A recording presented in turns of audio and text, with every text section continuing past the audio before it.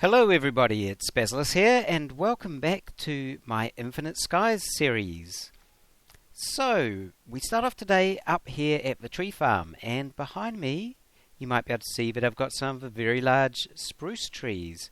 So, after mentioning these in the last episode, I thought I'd show you exactly why I wanted these and the lumber axe for them, because look at all of that wood, all in one go. Now, I've actually done one other lumber axe since building this one. It's exactly the same, except I added on a lava modifier, which is the Larvae Crystal, this one here, and it's not too hard. Well, you need blaze rods, and we get blaze powder, and we already made the compressors, so that wasn't actually that hard either. Now, the reason that this is great is charcoal, and charcoal for days. I don't know if it actually does anything to leaves, but let's just bust our way in here. Look at all of that. Lots and lots of lovely charcoal. Now, that saves me on using the coal that I get, because I've been using the coal in the coke oven to get the creosote and the coal coke. So I've been using now the charcoal to do all of my smelting and furnaces. I will put those back in here. They live up here. And I found the other day, totally accidentally, when I was going to put the coal coke in here, that it works just the same with charcoal as well. So that's a great way of keeping this blast furnace going. I don't know which I'll use. It depends whether I've got enough coal coke, really.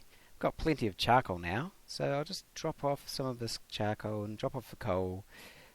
But today, what we are going to do involves this engineer's hammer. So I built myself a builder's wand as well, just to make the platform building a lot easier, and that just requires these block of diamonds. At the time, I didn't know that I needed a lot of diamonds for something I'm going to be working on today, so I had to do a bit of sifting to get that.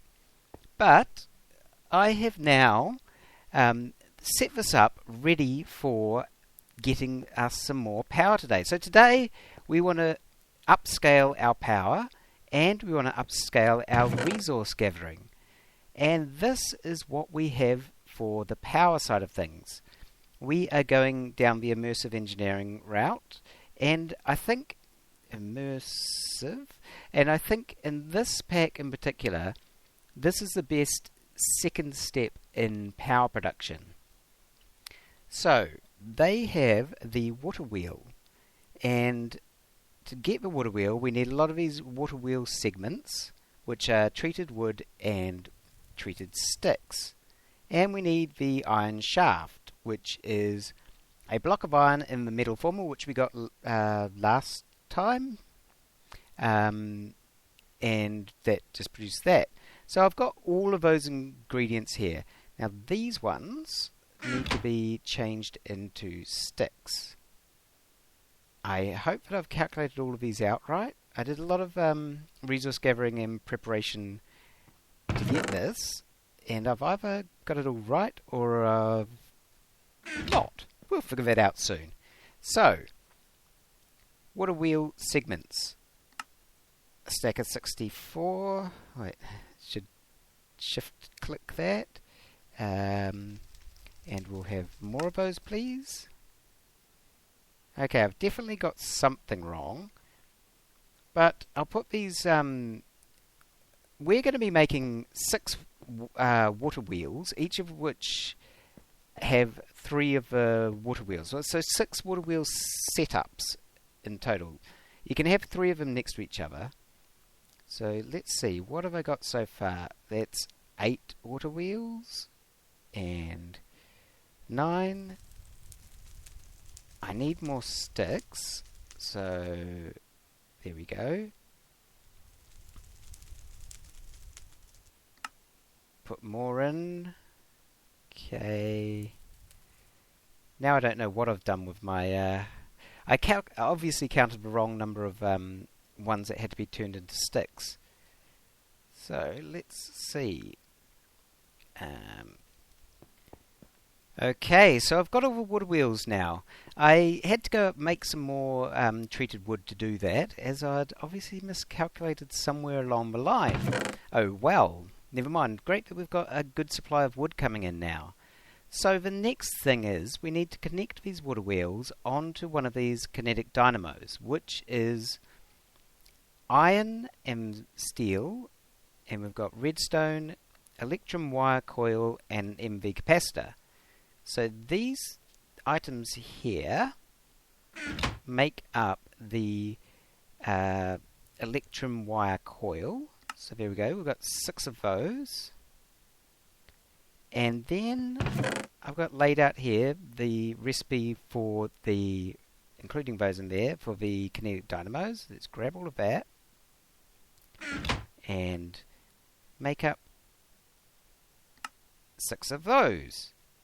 Now these go on to the spot here, like so, and the water wheels then attached to there. So let's grab those water wheels. They are then going to attach 1, 2, 3, just like that, and the next one goes here. Doesn't matter that they're right next to that one, as these water wheels attach to that side and the ones on the other side don't attach through this way. So I'll just get the rest of these placed and then we'll get on to the next step. Okay, we've got all the water wheels placed now. The next step I'm going to do is add in these intermediary Lv capacitors, and I'm going to have one of those on each of these spots, like that, and there, and there. Just gives us a little bit extra storage, and it also makes it easier for me to then connect the wiring up. So we want an input there, that one's got nothing, and output over there. Output, output, output, output, output, and I will need to get in there to do this. Input, input, and the same over there. One, oops, too far, and there. Okay.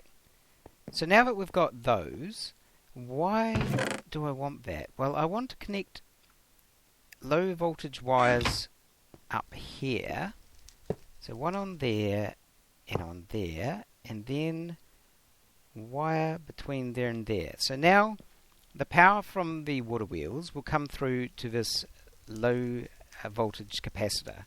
And I'll do the same for all the rest of these. I just realized I don't have enough low voltage connectors or wires right here, so I'll just go get those and finish these up. Okay, so all of those are now wired up, and each of these water wheel setups with 3 water wheels is able to produce a maximum of 88 RF that I've been able to figure out if you set up the water flows properly. Now, these LV wires, or the LV connectors, can only transfer 256 at a time. So, 88 times 6, let's round down to 80, and so that's 480 RF, which is too much to actually handle on the LV, or more to the point, the LV connectors. The wires can transfer more than that. I did make somewhere, but I don't know where it is, the engineer's book, which tells you this kind of thing. So the wires can handle more than the 256, but the connection into a machine will only be able to do 256. We're going to have to use more than that, so we're going to step up to the medium voltage wires for the next part, which is connecting down to our power down there. So, if I can get it up there, I might just pull her up a bit to do this. I'm going to put one on top of here, and this is a wooden post from Immersive Engineering, and it's pretty easy to, don't throw it away, pretty easy to make. I made some more because I didn't know how many I was going to use, but it's just a treated wood fence, which is treated wooden sticks on top of a stone bricks. So yeah, it looks pretty good, I think. And now we just wire these guys up to here. For now, I'm not going to wire them up because I want to first do the water and show you that the water's actually working. So I made a few extra buckets, and that will come in handy here. So we need to go up top. Let's go. So you can put water here, and that flows over the front like so, and underneath. So that water's then going to push this water wheel in a anti-clockwise direction here, and it will be generating a little bit of RF. Not much right now. Can I see it? Yeah, there we go. So we'll need more water up here to push down that way, but there are other places where we can get water to be pushing in the same direction, and one of those is here, like that. And it also gives a handy place to be able to reload my buckets without jumping off the edge. Would be very good. And so I can then place them here, because you can't make an infinite source in this spot. So we'll put those there, and then we can, this water then flows down here and pushes this side as well. And the last place that you want to put water, need one of these blocks back again, is here, which this is pushing that way. So if you put water here that's flowing towards this way, then it's going to be still flowing in the direction that the water wheel is going, and that's how you get 88 RF per tick. Yeah, not too bad. Filling up quite nicely there. Let's just connect that guy up to our power supply here, which is currently full. But anyway, that... Actually, I want to connect all of them up to there, so knock that off. Reattach medium voltage, and then reattach that to there. Now, one of the reasons why I want to take them all through this is if I ever break this one, I don't want all of these connections to fall off, which is what would happen. So I'll connect all of these, or put all the water in and connect all of these up, and then we'll get on to the next part, which is using this power. All of that is now connected and all of the water is flowing. So we should be making that, yeah, 480. That one's on the wrong setting, obviously. It's good to check these things after you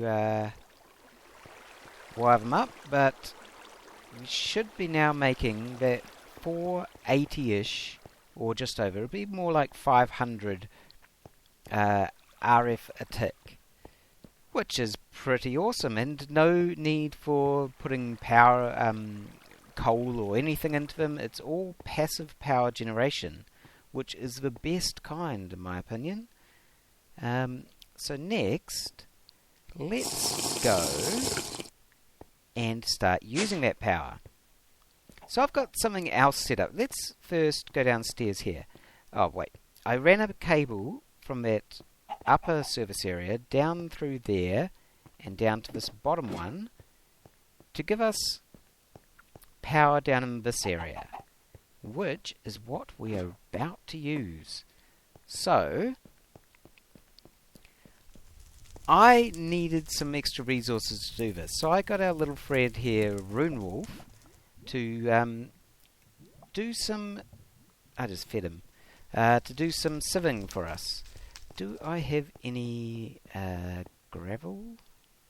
Grab a stack of gravel. So this is a auto sieve from Excompressum, and this guy will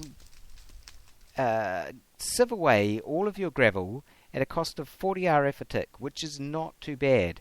And if you feed him, he gets a speed boost. So there are 3.75. I fed him a apple juice. I can also make apple sauce at the moment, and that gives a 4.5 speed boost.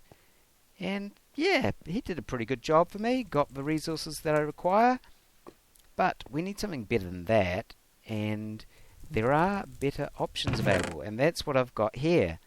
This is actually what I was needing, extra diamonds. After making the Builder's Wand, I didn't have the diamonds I needed, so I am going to have to make some room in my inventory here to be able to do this, because we need to make 9 diamond hammers, and that is like so. 9 of those guys. Now there's a handy little tip for making the compressed hammers.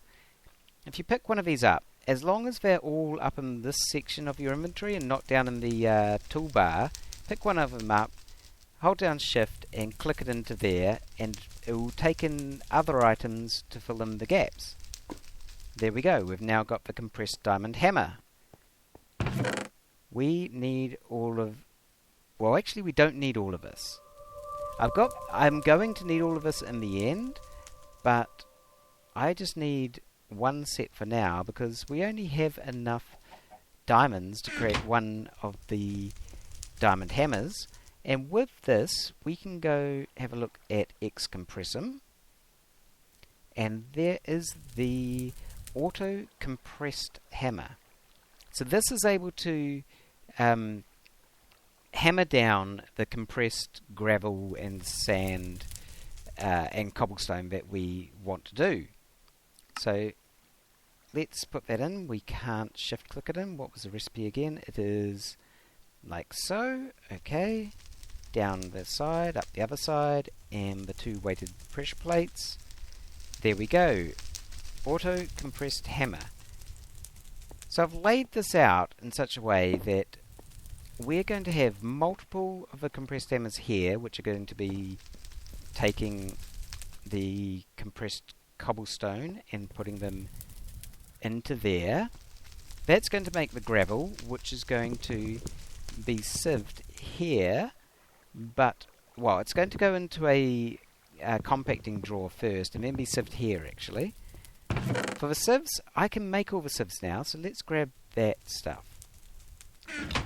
For this automation, I'm going to be using the auto heavy sieve, not the just the auto sieve, which is the one over there. So let's grab that. And the reason why I'm using the heavy ones instead of the normal ones is you can do 9 at a time. It seems pretty logical to me. Gonna have one there. Who have we got this time? It's K Kuma. Okay. Then we're going to have one there, and we have got... oh, that's Runewolf again. And 0. Sweet. They're ready to go to work for me. Now, we're going to have some power here, and these are going to be connected with low voltage because they only use 40 RF. So, we can put those on the side of those two, and connect our low voltage wires up like that. Now these machines will be getting power. Not a problem. We can then, we want to feed the output of this into a compression drawer. One of these. I'll set these down where they're going to be. One there, and one there. Now, for the output, we're going to be using the node transfer, the transfer nodes, and we're going to connect one of them onto the back of that, and that's going to feed all of the output of that, which is going to be gravel, into here. Now, what we want to do is take compressed gravel out of that one and put it into here. So, to do that, we need to tell it what we want, which is what this is for. Let's grab the other ones while we're here. So, the first one is going to be compressed gravel. And this is just saying it's an item filter. This drawer will be containing compressed gravel, it will be containing double compressed gravel, and just gravel. We want the compressed gravel, so we can right click on there and put the item filter in. And I'll do the same thing with both the compressed sand on that one and the compressed dust on that one. And if we grab our transfer nodes again, the output of that goes... No, the output of that one doesn't. Okay.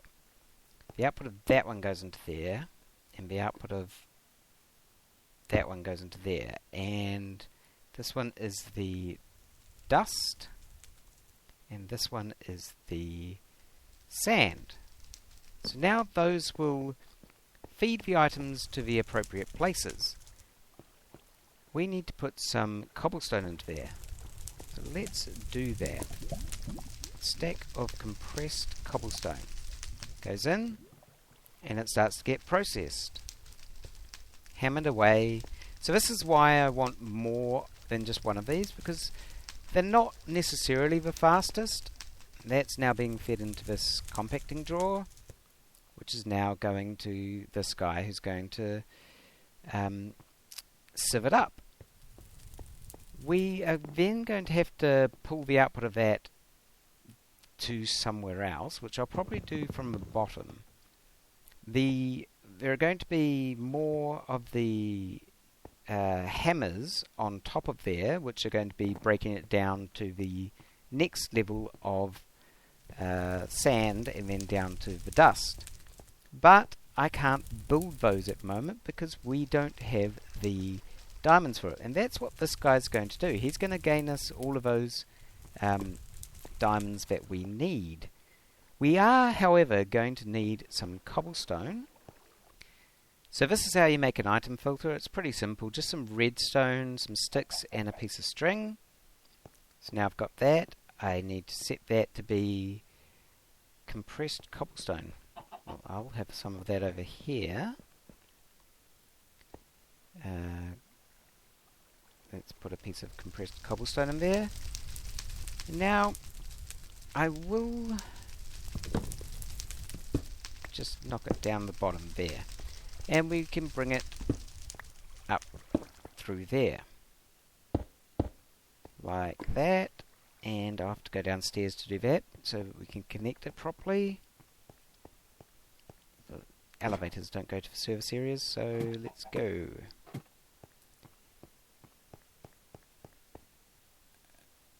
Transfer node onto there. We can put our item filter in, which is the compressed cobblestone. See, it's already starting to put in the double compressed in there, but now it will only do the compressed. Feed this down, and this is the beauty of having these service areas, is I can just connect these up under here and they're all out of the way. May as well go along the back of the wall there. Connect there. Okay, straight across. And that's now connected. So now, that compressed hammer should constantly be getting compressed cobblestone to smack down into... Yeah, it's filled up. It's constantly making the compressed gravel, and this guy is constantly hammering it all out. I'm going to have to very quickly figure out a way to take all of these items out, because otherwise we are going to run out of room very quickly. So maybe just a simple iron chest or something like that for now. I did actually hammer out some extra iron to make some iron plates, which is what we need for an iron chest. My inventory is full yet again. Let's dump some things in here. So, iron chest, they decided to make this a lot harder. 8 wood. Well, not a lot harder, I guess. More resource intensive. It uses iron plates instead of iron ingots, but now that we've got the metal former, an iron plate only costs 1 ingot, so it's actually the same cost anyway, so not a problem. Let's put this on there. It will now be pulling everything out, and for now I will just feed it straight down into an iron chest. Later on I'll figure out something better to do, and I might end up having more than 1 iron chest down there until I get to something better. But for now, this is going to be the end of the episode. I need to wait for this guy to get a lot more diamonds before I can actually continue on and build the other 5 hammers that we need for our initial setup. The initial setup is going to be 3 hammers here, 2 here, and 1 here. So it's another 1, 2, 3, 4, 5 hammers that we need. And that is another over a stack. Well, it's 50, 90 diamonds we need to be able to do that. At least this is all automated now. So until next time, thank you for watching. I hope you like my little setup that I'm doing here with the auto hammering and auto sieving. It's going to get us a lot of resources in the end. We're going to be swimming in iron. Not literally, because that would actually hurt and set us on fire. So, until next time, I hope you have a great week, and I hope to see you again later. Bye!